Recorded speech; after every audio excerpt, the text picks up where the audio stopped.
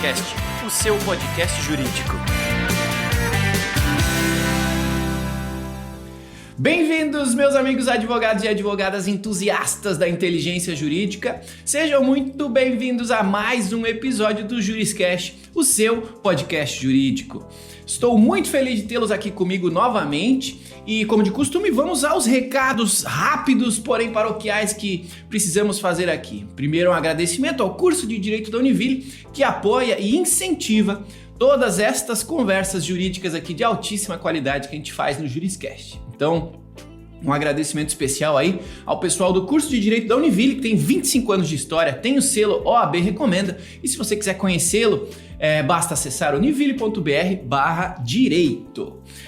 Quero aproveitar também e agradecer a você aí do outro lado, seja no seu fone de ouvido nos ouvindo nas plataformas de podcasts, de consumo de áudio, seja assistindo a gente no YouTube, conhecendo os nossos rostinhos. Muito obrigado, vocês têm enviado aí bastante mensagens para mim, têm feito comentários aí nos episódios e têm feito avaliações neles, então muito obrigado a cada um de vocês que disponibilizam um segundinho do seu tempo para ouvir a gente aí no Spotify, no Deezer, na Apple Podcast, no Google Podcasts, no YouTube, onde quer que você esteja nos consumindo. Muito obrigado pela sua companhia e pela sua colaboração. É graças a vocês e para vocês que a gente continua fazendo aqui episódios do Juriscast e buscando sempre especialistas em algum tema jurídico para você e eu aprendermos juntos e evoluirmos cada vez mais o nosso entendimento e a nossa prática jurídica. Então, muito obrigado.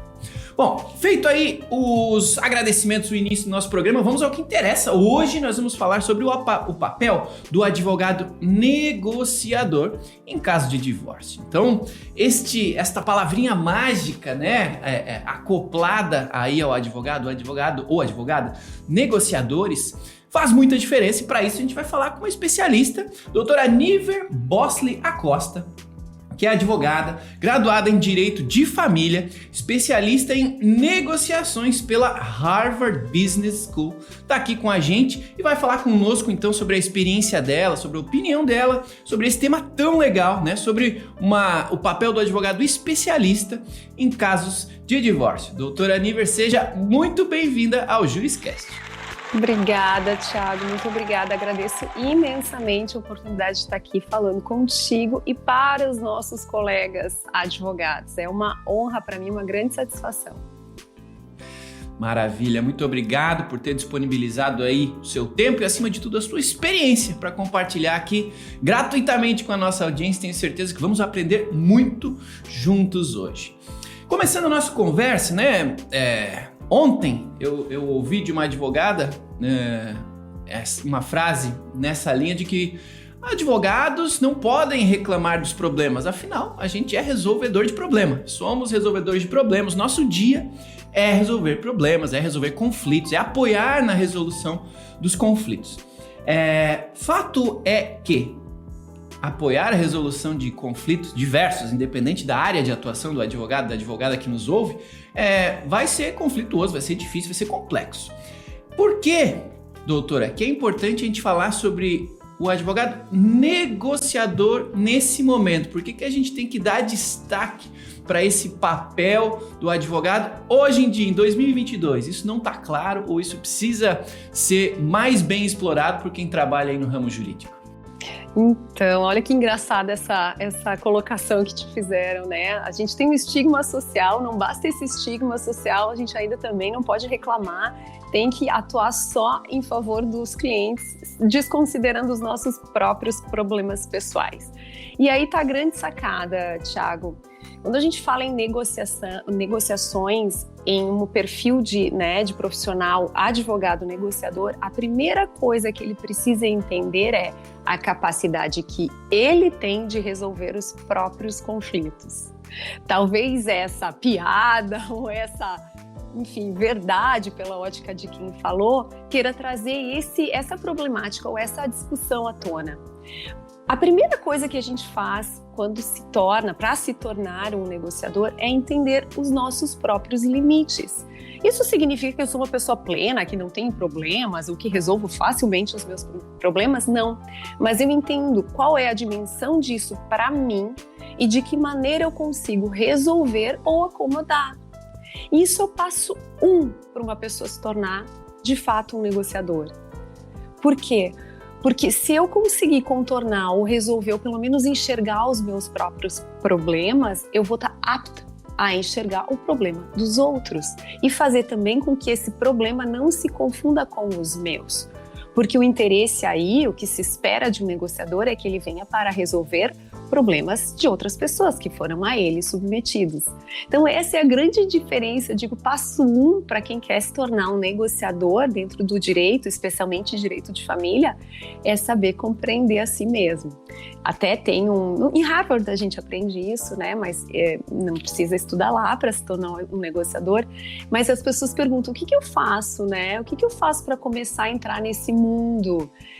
Tem um livro, se tu me permitir mostrar aqui, que chama Como Chegar ao Sim, de William Ury, que foi um dos idealizadores do programa de negociações de Harvard.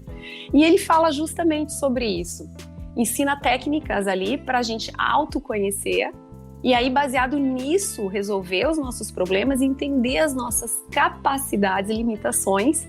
E aí, a partir daí, sim, qualquer livro que eu venha a ler, qualquer técnica que eu venha a desenvolver, vai ser uma ferramenta a mais para aprimorar esse conhecimento e essa condução num mundo diferente, que é um mundo que eu digo que tem é um mundo mais amplo para o advogado, que pode tentar chegar à solução de um problema independente do acesso ao judiciário.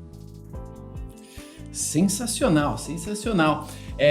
Essa visão sua é linda e importantíssima, né? A gente vem aí de um período pandêmico onde, independente das profissões, as pessoas estiveram isoladas, estiveram suscetíveis mais do que nunca aos impactos desse isolamento, né? A problemas psicológicos relacionados a esse distanciamento. Então, o autocuidado e, como você citou, essa autopercepção, né, esse autoconhecimento fazem muita diferença e certamente tem influência direta no resultado do que os advogados fazem e como eles fazem no seu dia a dia. E você bem falou sobre estigma, né, sobre uma percepção social. Normalmente, no geral, os advogados são associados com a judicialização, né? E você finalizou a sua conversa falando do contrário, né? Nem sempre judicializar é o problema, nem sempre é preciso judicializar, mas sempre é útil e importante a gente ter junto aos nossos clientes, né? Junto às pessoas que estão passando por necessidade de resolver um conflito, a gente ter um negociador, um especialista, alguém com conhecimento para ajudá-los a chegar à melhor solução e não a chegar a qualquer solução, né? Exatamente. E considerando, né, que normalmente somos levados a pensar em judicialização, né? A graduação nos leva muito a pensar sobre isso, a estudar sobre isso e por consequência, né, direciona nosso pensamento e as nossas atitudes para essa linha. Mas sabendo e considerando que não é essa a única forma de resolver conflitos, considero legal aqui você nos ajudar a entender, eu e a audiência, quais exemplos, né, de assistências os advogados podem e devem prestar aos seus clientes nestes momentos de entendimento dos problemas, de negociação desses conflitos. Como que o advogado pode atender de uma maneira mais completa e, acima de tudo, mais útil seus clientes, sem necessariamente ou sem exclusivamente pensar em judicializar? Escuta ativa. E olha, não tem segredo. Eu não sou uma advogada que costuma usar muito do juridiquês. O meu diálogo, a minha conversa, ela é mais acessível a qualquer público. E te falo isso porque aprendi que escutando ativamente, que é como eu vou compreender a problemática da pessoa e me comunicando de uma forma igualmente acessível, eu vou conseguir extrair mais informações daquele contexto. não há nenhuma possibilidade de um advogado ou qualquer pessoa, enfim, que tente resolver um problema, seja de um amigo, de um parente, enfim, e aqui colocando, né, para os nossos colegas, que é a categoria de classe, para um advogado resolver um problema se ele não escutar o todo. Temos a tendência, quando acabamos de sair da faculdade, talvez seja até por uma proteção, de entender, olha, vou contextualizar, tá? Para ficar mais fácil. Chegou lá, alguma pessoa te procurou, especialista em direito de família. Ai, que legal. Aí chegou uma moça desesperada, dizendo que o marido não pagou a pensão, quer se separar e se recusa a pagar o pensionamento mesmo que provisório. A primeira coisa que a gente pensa é ação de alimentos. Com o pedido liminar, eu vou ganhar fácil, né? Só que eu não entendi esse contexto, eu não deixei ela falar, eu não deixei ela me mostrar o que tinha por trás disso, eu não dei a oportunidade de escutá-la e também não dei a oportunidade de escutar a outra parte, porque às vezes a solução está mais ao nosso alcance do que a gente imagina. Então, escutando ativamente a problemática e aí fazendo com que a pessoa se coloque naquele cenário, trazendo diferentes alternativas para aquela pessoa, eu consigo, como uma negociadora, extrair o que as ferramentas que eu vou precisar utilizar para resolver ou para, pelo menos, fazer múltiplas ofertas de solução desse problema. Então, eu até, trazendo um pouquinho essa pergunta para o meu cenário, eu me especializei em direito de família, e eu comecei a ver que eu tinha esta habilidade, porque sim, eu gostava de me relacionar com as pessoas e eu gostava de entender os problemas. E eu me achava mais eficiente tentando resolver sozinha. Quando eu digo sozinha, não é sem a colaboração das partes, mas é sem envolver o judiciário. Eu usava ele para chancelar determinadas coisas, quando a gente efetivamente precisa acessar para isso, para uma homologação, por exemplo. Mas é muito mais recompensador em todos os sentidos, e aqui eu falo para advogados que eu tenho certeza que estão descontentes com a sua atuação ou, né, com a advocacia. Quando a gente se vê mais apto a, né, dentro do que a gente consegue fazer de forma pessoal para a solução de determinados problemas, é mais recompensador. Em todos os sentidos, porque eu vejo a solução, isso já é uma grande recompensa. Eu, por outro lado, recebo melhor, porque eu não divido o valor que eu recebo econômico daquela demanda por vários anos de tramitação de um processo. E eu já estou livre para entrar em outro caso. Então, assim, não vejo nenhum prejuízo numa tentativa preliminar de atuar dessa maneira. Hoje, eu, por liberalidade, eu não litigo. Eu não uso mais do judiciário para litigar em assuntos relacionados à família. Porque eu levanto a bandeira da possibilidade de se fazer isso neste cenário. Sabe? Um cenário onde a gente coloca as pessoas para conversar, traz a base para essa conversa. Isso não significa que eu vou botar todo mundo numa mesa para conversar, que a gente já sabe que vai dar o caos. Porque Sim. somos advogados, temos habilidade como um psicólogo ou um psiquiatra de chegar num caos, né, e contornar aquilo com eficiência. Então, mas eu digo, trazer um ambiente adequado para essa negociação, que a gente vai fazer de forma isolada, com as partes ou com advogados em cooperação, e aí possibilitar que a negociação se desenrole, se desenvolva. O desfecho, quando a gente consegue engajar todos para essa finalidade na negociação, o trabalho ele evolui de uma forma tão eficiente, porque as pessoas se veem tão envolvidas e aí fica todo mundo, não é só o advogado, buscando aquela solução. Todo mundo busca aquela solução. Então, como você falou assim, qual é o papel que a gente tem? E aí eu tô, né, de novo, trazendo para minha esfera, como negociadora em direito de família, é fazer com que as partes estejam obstinadas pelo resultado. Legal. E considerando, né, um tema tão sensível, né, você é especialista em direito de família, a gente está falando aqui dos casos de divórcio em específico, que são um momento conturbado da vida das pessoas, né? Um momento de emoções à flor da pele, um momento, às vezes, até de pouca clareza, né? De suas necessidades, de seus objetivos e, acima de tudo, de um futuro ele fica incerto, né? Claro. Então, o papel do advogado, enquanto apoiador dessas pessoas nestes momentos, é essencial, é importantíssimo, né? Apesar da gente não ser psicólogos, várias vezes o advogado acaba também fazendo o papel do psicólogo, ouvindo e tudo mais, mas isso é imprescindível, né? Imprescindível.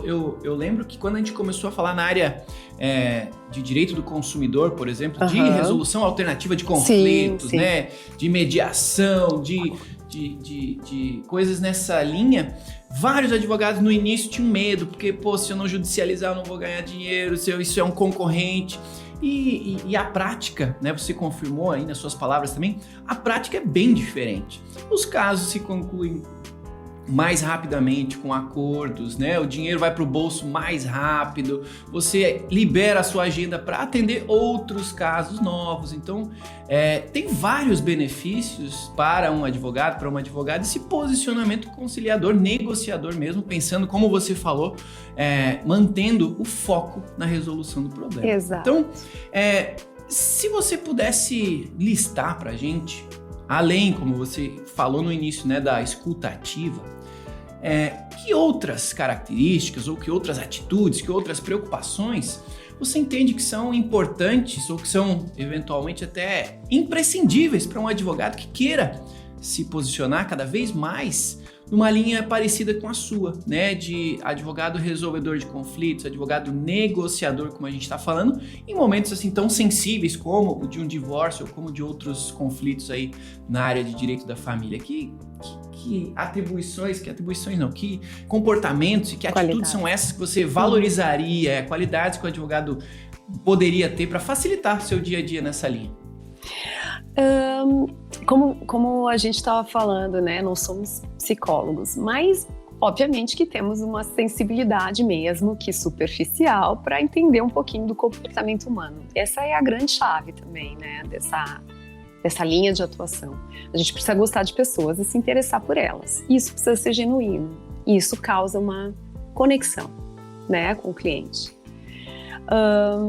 Partindo disso, se o advogado, o negociador, tiver uma habilidade em reconhecer determinados perfis de comportamento, ele já sai bastante na frente. Porque a comunicação que eu vou desenvolver com essas pessoas, lá no início, para engajar elas nesse trabalho de cooperação, ele precisa estar alinhado com os interesses dessa pessoa. E nem todo mundo é igual.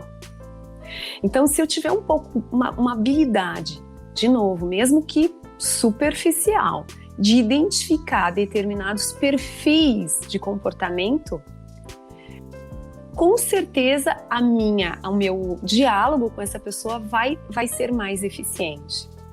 E é engraçado porque no meu meio eu escuto muito, o meu marido tem um perfil de comportamento assim, porque obviamente que pessoas que passam por um conflito familiar, nesse nicho em que eu acabo atuando, acabam tendo contato com psicólogos, terapeutas de casal para tentar, enfim, esgotar aquele relacionamento antes de determinar o fim. Então, às vezes, as pessoas têm um pouco mais de consciência desses perfis de comportamento. E aí vem e relatam, eu acho que ele é isso, eu acho que ele é aquilo, acho que é narcisista, acho que é psicopata, acho que... Entende? Então, claro que a gente não pode encarar isso como uma verdade, né? Mas entendendo um pouquinho como aquela pessoa já interpreta o seu parceiro e as ações dele, e aí tentando entender qual é o perfil daquele parceiro, eu consigo ter um diálogo mais eficiente. Tem pessoas que são mais pragmáticas, elas gostam, são mais objetivas, tem pessoas que gostam, enfim, de serem mais escutadas. A grande verdade é que no direito de família as pessoas chegam com uma ativação emocional muito grande. Elas estão passando por um processo que eu não posso desconsiderar de dor, e esse processo tem suas fases. E se eu conseguir compreender em que fase essas pessoas estão, fica mais fácil também de abordar. E aí vamos dizer assim, nossa, que história é essa, né? Eu quero saber da lei, quero saber o que diz, eu quero meu tempo, eu quero saber se eu estou apta a fazer um pedido preliminar, se eu vou... Só que, para eu resolver isso sem depender do judiciário, eu preciso ter meus timings. E isso é experiência, é uma ferramenta que a gente utiliza na negociação que é fundamental, que é encontrar o momento dessas pessoas. Então, por exemplo, nesse processo de dor, em uma dessas fases do processo de dor, a pessoa está em negociação. É o melhor momento que eu tenho para fechar qualquer acordo. E eu não preciso ter uma bola de cristal, eu não preciso ser psicóloga para identificar que a pessoa está nessa fase. Então, eu até desenvolvi uma técnica, eu tenho um passo a passo para o meu processo, né, de negociação. E é engraçado que ele se encaixa perfeitamente. A gente precisa equalizar, às vezes, né, entender que aquela pessoa não está naquele momento para eu fazer a revelação de determinada possibilidade, porque ela vai ser infrutífera. Então, quem sabe eu espero e retardo isso uma semana. Ou quem sabe eu mostro para ela, não, é momento da gente conversar agora sobre isso, porque eu entendo que ela está naquele momento. Eu não preciso ter um conhecimento muito aprofundado disso, basta eu ter sensibilidade. E aí, vamos lá, né? Olha só, Harvard fala isso nos estudos recentes, que se deram conta, as grandes instituições, empresas multinacionais, enfim, se deram conta que o hard skill, que é a tua graduação, a pós-graduação, os teus diplomas, eles têm grande relevância num currículo para quando a gente vai contratar qualquer pessoa. Mas se deram conta que o soft skill, que é aquela habilidade natural que a pessoa tem, às vezes ela é eloquente, às vezes ela é mais apta a cálculos, né? Às vezes ela é mais intuitiva, enfim. Habilidades naturais que a pessoa tem, se desenvolvidas, podem ser grandes ativos. Eu, hoje, se tu me perguntasse, né, seja objetiva, você acha que todo mundo tem capacidade de negociar em direito de família? Não. E reconhecer isso também é importante para nós como profissionais, porque de repente eu posso me encaixar num outro contexto que seja mais eficiente para todo mundo. Pessoas que trabalham com direito de família têm que gostar de pessoas, conhecer pessoas, entender um pouco de comportamento humano.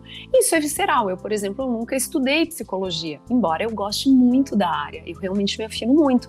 Leio alguma coisa, tenho muitos amigos que acabam me conectando com a realidade quando eu saio do eixo, né? Mas eu digo, é uma habilidade natural que, se aprimorada, vai se tornar o seu maior ativo. Então, isso é muito legal. Então, isso que Harvard fala é uma grande verdade e pode ser aplicada aqui. Não só para pessoas que trabalham com direito de família, como eu, mas eu digo para identificar qual é a sua área no direito. Porque nós, com uma credencial, a gente tem a oportunidade de resolver tanta coisa para as pessoas. E a gente tem a oportunidade de agir autonomamente, né, para a solução de muitos problemas. Então, identificando essa área também através disso, desse soft skill, reconhecendo que a habilidade interna em mim e aprimorando, bom, também é um grande caminho para a escalada aí do sucesso. Não sei se tu concorda comigo, Thiago. Concordo, e vou complementar a próxima pergunta, justamente com relação a isso, a comportamentos também, soft skills, que influenciam o trabalho. Por quê? Os advogados são os representantes dos seus clientes, né? E para representá-los de maneira, não diria correta, mas de maneira que resolva seus conflitos da maneira esperada pelos clientes, ou da melhor maneira possível para os clientes, eles precisam entender os seus clientes, ponto. Uhum. Porém, você, como advogada, negociadora, que se preocupa em entender o seu cliente, em vários momentos a sua negociação, né, essa sua tentativa de chegar a um acordo positivo para o seu cliente, mas para ambas as partes também positivo, você precisa negociar com outro advogado, você precisa se relacionar com outro advogado, não necessariamente com o cliente dele.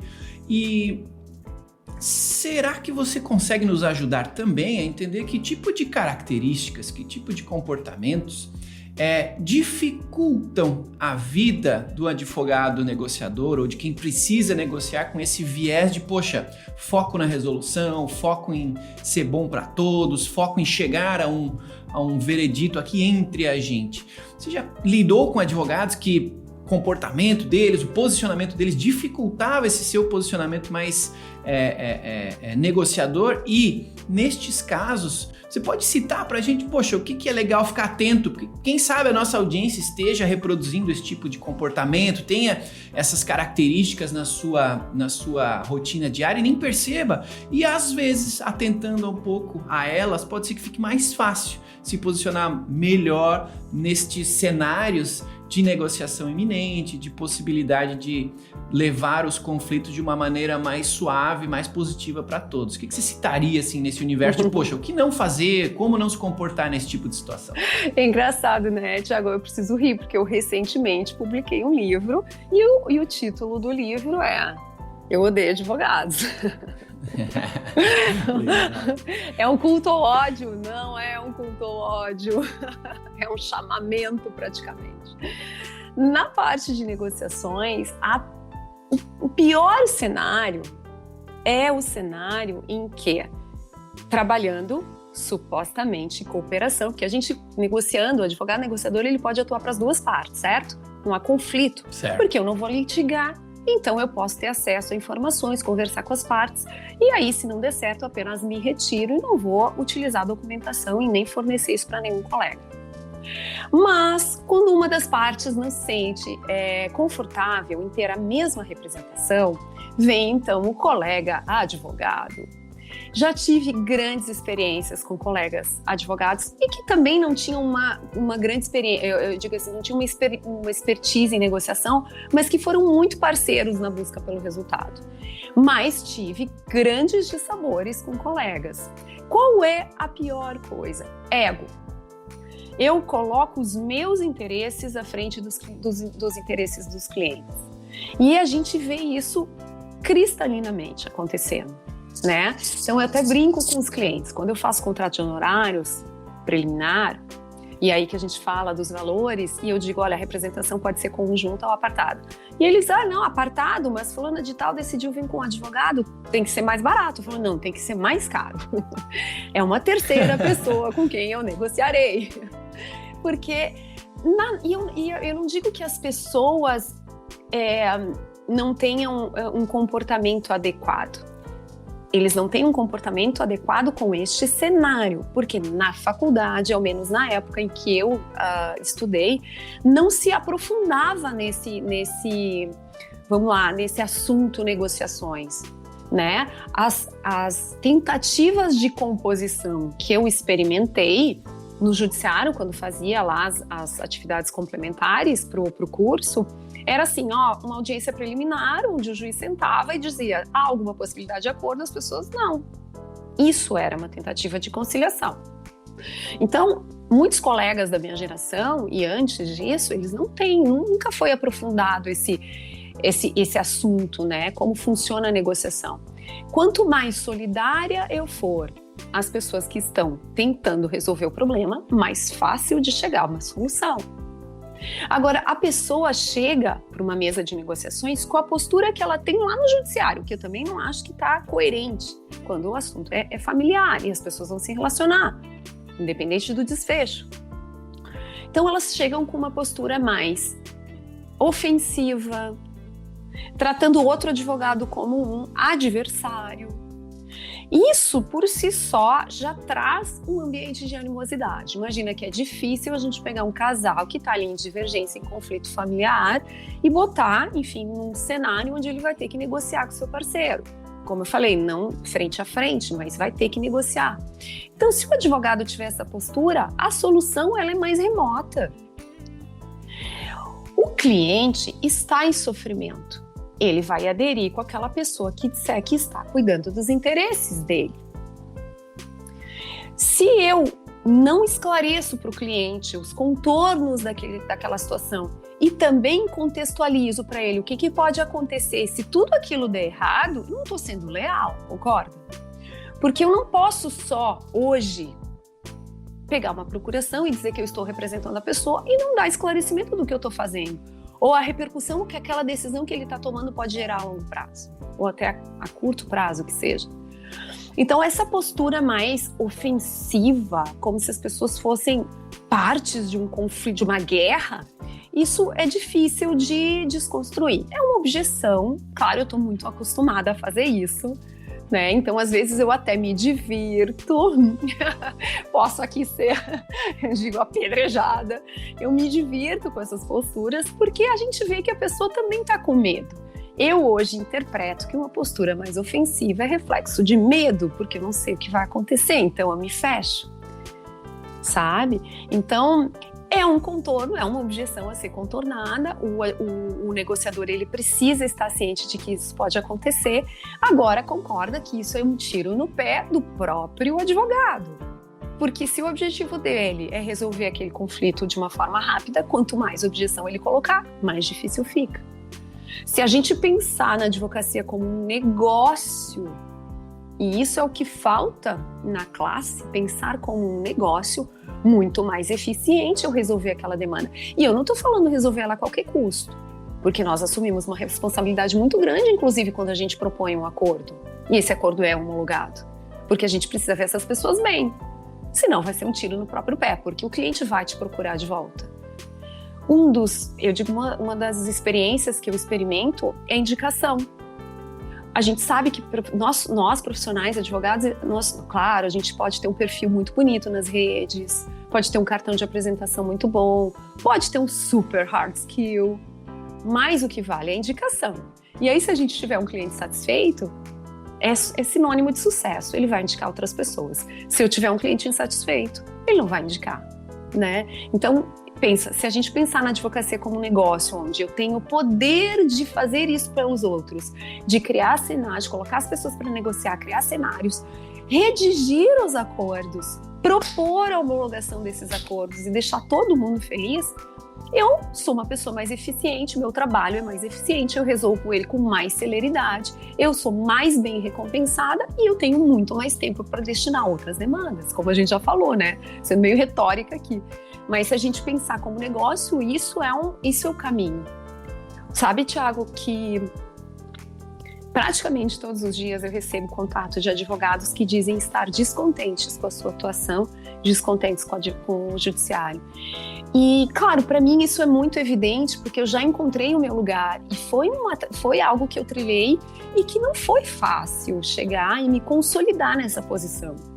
Hoje, claro, por sorte, eu digo também a custo de muito trabalho e muita dedicação, eu sou reconhecida pelo que eu faço, eu quero ser autoridade nisso, quero que me vejam como uma autoridade nisso. Mas eu não estou aqui blindada dizendo, não, foi difícil chegar aqui, foi difícil construir esse caminho, mas é tão recompensador, é tão legal,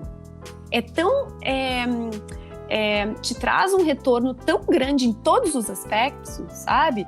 Eu não vou para casa preocupada com prazos processuais, porque na minha época, inclusive, sexta-feira ou quinta, quando eu tinha um prazo de embargos de declaração, era quase que um final de semana trabalhando, porque os prazos não se suspendiam no final de semana. Então, mostrar para o advogado que ele tem essa capacidade de poder trazer para ele uma tranquilidade no trabalho, sendo que o trabalho é praticamente assim, autônomo, né, do início ao fim, vai ser recompensador em todos os sentidos. Que legal, doutora Niver Bosley Acosta, dando dicas de ouro, dicas que a gente só consegue falando com quem já trilhou uma longa carreira, compartilhando com a gente aqui a opinião dela, sugestões dela aí para o advogado negociador que vai trabalhar aí em casos de divórcio. Muito obrigado, doutora Niver. E você que está aí nos ouvindo, muito obrigado também por continuar nos ouvindo.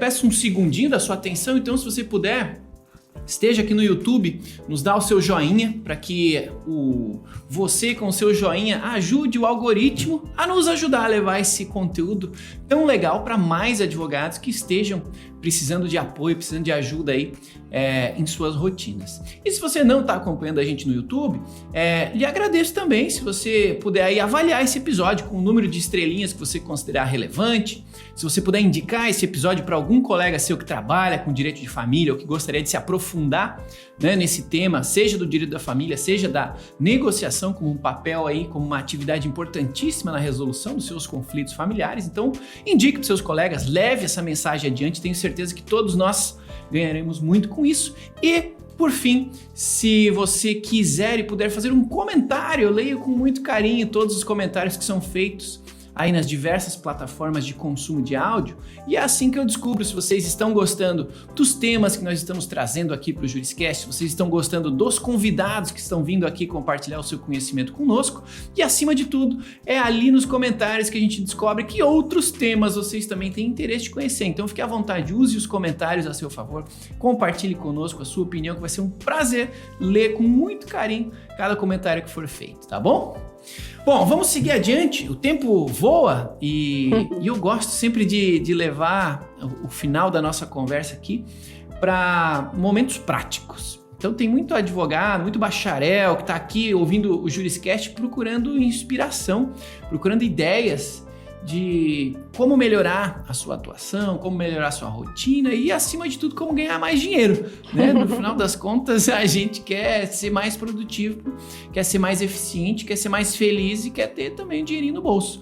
Então, você como especialista já consolidada nessa área, que está trazendo aqui uma visão tão legal sobre o papel do advogado, né?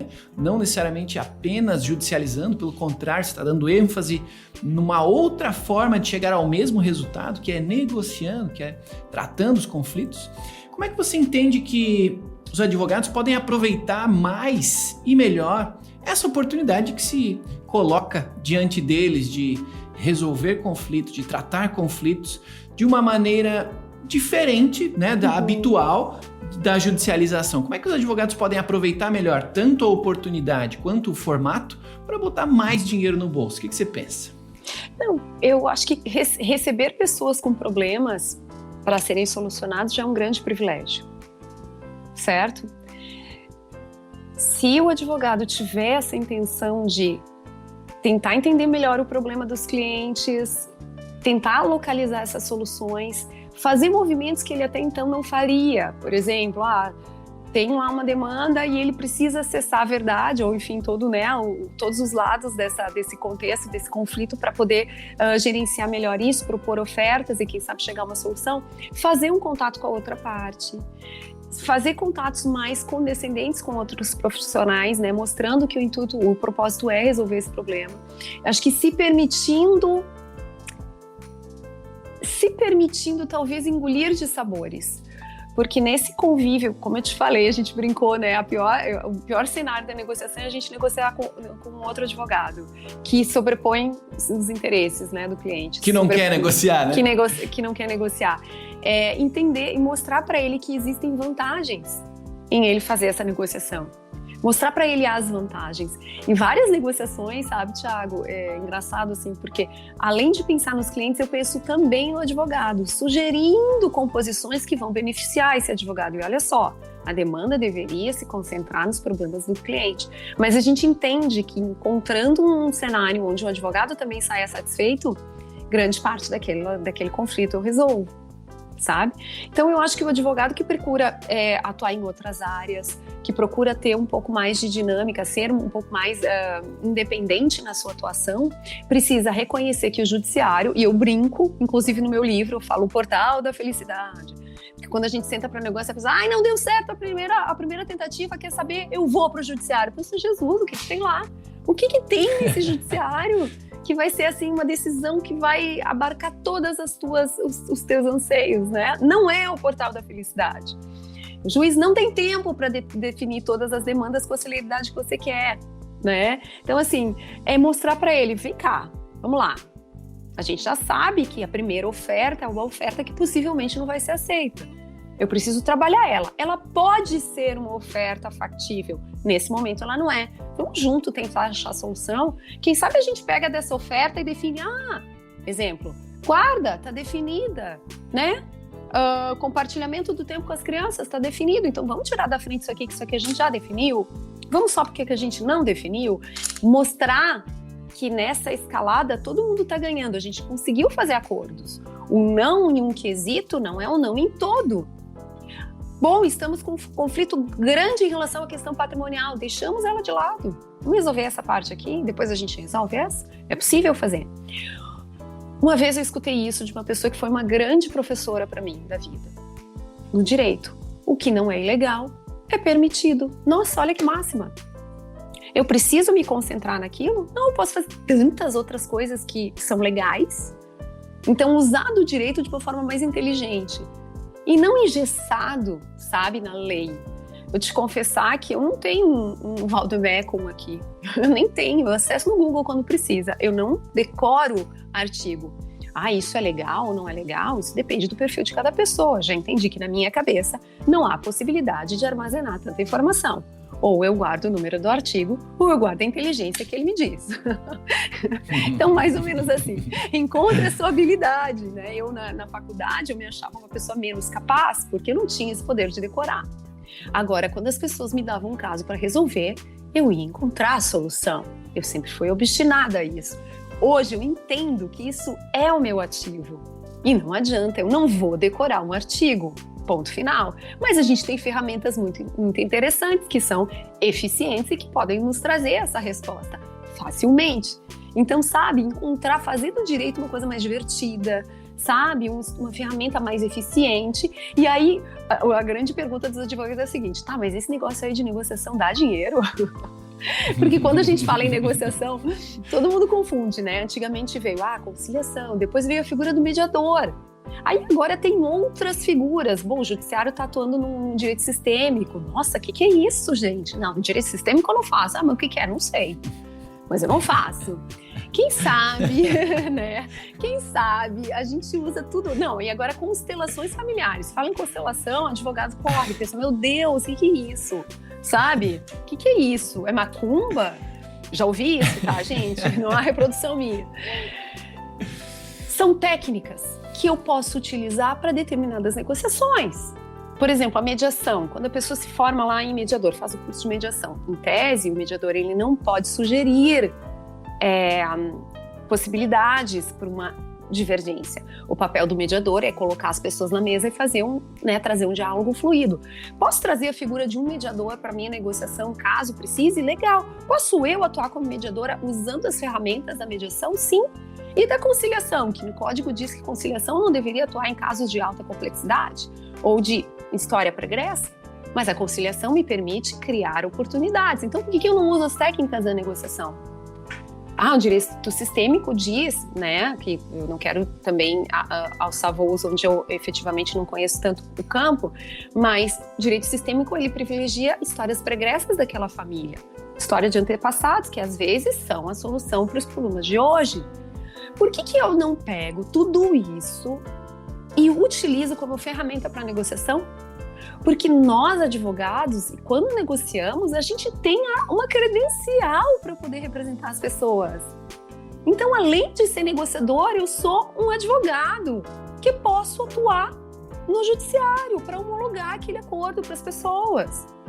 Então, olha que presente que é eu ser capaz de reconhecer que determinadas técnicas eu posso utilizar ou não, mas eu conheço essas técnicas. E às vezes no meio da negociação, que a negociação não é assim, bom, agora vamos negociar, passo 1. Não é.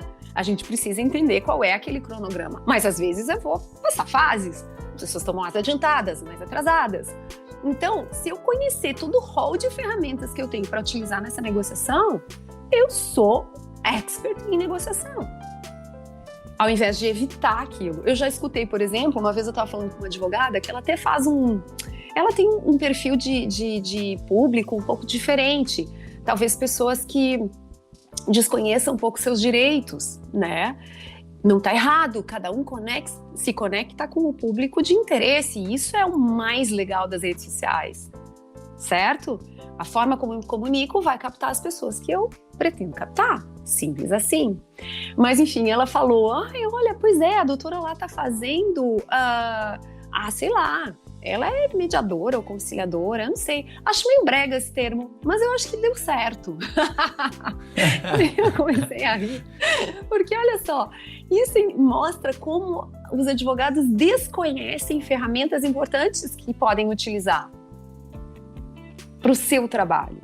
Então tudo é ferramenta, sabe? A forma como eu me comunico, a forma como eu me comporto, a forma como eu recebo e as técnicas que estão aí à disposição para que a gente conheça e utilize numa negociação. Não sei se eu fui clara em dizer o que eu entendo desse rol de opções que a gente tem no mercado. Mas utilizando dessas ferramentas que eu posso tentar me ver em outros cenários dentro da advocacia, sabe? Legal.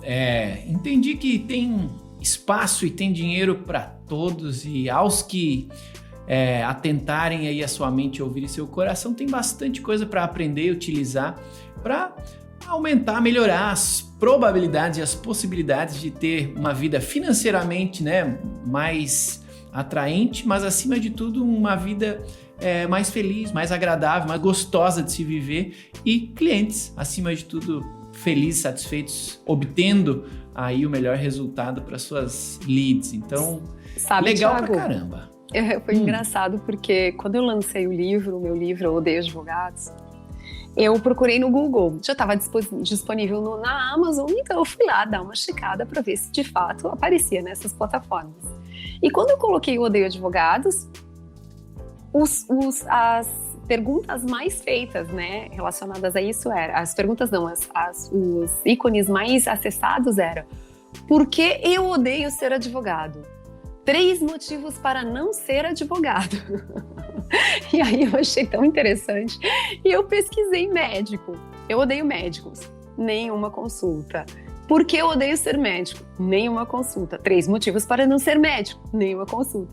Eu falei, olha que interessante, isso realmente faz parte do nosso mundo, né, jurídico. Por que será que as pessoas odeiam tanto? Por que será que nós somos odiados? Porque hoje eu amo ser advogada. Mesmo, eu já odiei. Eu amo muitos advogados, mas eu odeio uns quantos. Não é um ódio que me tira o sono, mas é aquela pergunta, gente, o que tá fazendo aqui? Tá representando quem? Sabe? Entende? Então, o que nós também podemos fazer para mudar a advocacia? Porque à medida em que a gente muda a nossa forma de atuação, a gente acaba criando oportunidade para que outros mudem também. E se eu vou trabalhar com estas outras pessoas, essas outras partes, como isso vai repercutir? Não vai ser uma coisa mais interessante? Não teremos mais sucesso, mais êxito? Seremos bem mais remunerados? Então, eu acho que cabe também esse Eu Odeio Advogados, o livro, o chamamento, é um chamamento para que as pessoas tenham consciência de quem buscam para representá-las, mas que o advogado também tenha consciência de como representa essas pessoas. Legal, o sucesso dele sai daí, com toda certeza. Legal, é inevitável que o sucesso da classe passe pelo sucesso do indivíduo, né? E o autoconhecimento, conhecimento, mais conhecimento para continuar evoluindo nessa linha e se localizando, né? Achando o seu local de pertencimento dentro do direito, dentro da forma de atuar com o direito. Acho que passa por essa satisfação ou a eventual insatisfação, né? De ainda não ter se encontrado, ainda não ter se localizado dentro de um universo tão vasto, né? Não só em possibilidades diárias, né, de natureza de atuação, mas de formatos, como a gente está vendo aqui, um formato diferente de chegar a um resultado parecido. Falando nessa transformação, nessa autotransformação, que é baseada em vontade e conhecimento, eu gosto de finalizar nossas conversas aqui no Juriscast pedindo referências, né? Você já começou a conversa mostrando o livro aí que você recomenda, O Poder do Sim. Você falou há pouco sobre o seu próprio livro, Eu Odeio Advogados. Então eu quero abrir o espaço aqui para que você recomende para nossa audiência, além das suas redes sociais, dos seus contatos, do seu livro, fale, né, sobre isso. E se você tiver alguma outra referência de pessoa, de curso, de formação, seja o que for, o que as pessoas saindo daqui desse episódio, empolgadas, animadas com a ideia, animadas com o que você falou, onde elas podem buscar mais conhecimento, né, inspiração para serem assim como você, para ter essa motivação e o conhecimento que você tem que está aqui inspirando a mim e a audiência. O que você recomenda para a gente buscar mais conhecimento nessa linha que a gente está tratando hoje? Olha só, esse livro, então, Como Chegar ao Sim, eu acho que ele é preliminar, tá? Para qualquer pessoa que pretende, que está descontente com a sua área, mesmo que as que não estão, tá? Mas, assim, que pretendem fazer esse avanço. Ele é um livro que faz com que a pessoa entenda a necessidade que ela tem de se autoconhecer. Eu não começaria nada sem ler esse livro. Dentro disso, quando ela passou a se conhecer, ela vai entender quais são as habilidades naturais. É negociação, é número, sabe, tem pessoas que têm uma capacidade de armazenar informações muito grande. Então, em que cenário do direito eu me colocaria mais eficiente? Sabe, eu gosto mais de pessoas, eu gosto mais de números, e aí sim. E dentro da negociação em si, existem várias recomendações. Eu fiz um curso em Harvard, e aí veja, eu fiz um curso na Escola de Negócios de Harvard, não foi nem na Escola de Direitos de Harvard. O que possibilita a gente ter um leque muito maior de possibilidades, porque eu não estou negociando só num cenário jurídico, eu estou negociando em vários outros cenários, né? Então, claro, minha expertise vai em fazer divórcios consensuais, mas eu também faço estruturação de clínicas médicas, faço muito acompanhamento para formulação de testamentos, holding familiar, então todo o planejamento sucessório. E dentro disso a gente percebe que saber negociar com determinadas pessoas, diferentes perfis, não é só um casal que está em conflito, mas um gestor de uma empresa, né, ou uma pessoa que está ali prestes a decidir como vai dispor dos bens se não estiver mais aqui, enfim, isso tudo vai direcionar a pessoa para a área que ela vai, obviamente, atuar com mais experiência.